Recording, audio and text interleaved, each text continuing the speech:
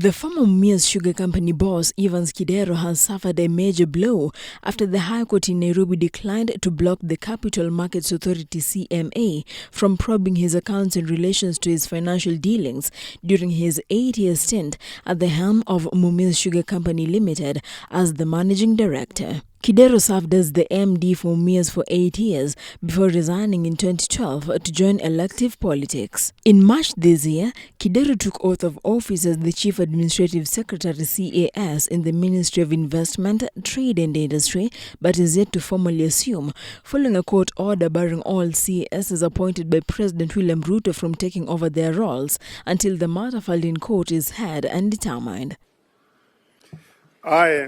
Evans Odhiambo Kidero, being appointed the Chief Administrative Secretary in the Government of Kenya, do swear that I will at all times be faithful to the Republic of Kenya, that I will obey, respect, and uphold the Constitution of Kenya and all laws of the Republic.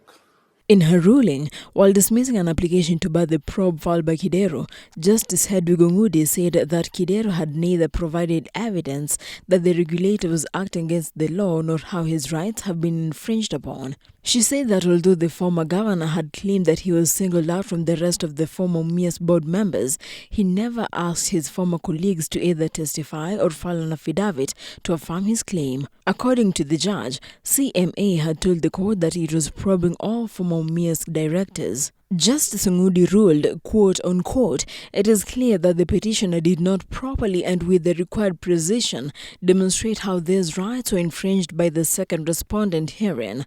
He simply quoted the provisions of the Constitution, but did not precisely or sufficiently demonstrate by way of evidence how those rights were infringed by the second respondent. In the case, Kidero had sued a former CMA boss Paul Muthaura, the regulator, Director of Public Prosecution, Inspector General of Police and Attorney General. He stated that on October 23, 2015, CMA wrote to him requiring that he appear for interview concerning his tenure as Mumias managing director. Kidero told the court that the interview with CMA auditors did not yield any issue of fraud concerning use of Mumias money. Fast forward to 2017, CMA wrote to Kidero again, informing him that it was to probe his personal bank accounts from 2006 to 2016. The investigation was to be conducted by the Directorate of Criminal Investigations. Kidero argued that Section 11 of 3 of the Capital Markets Act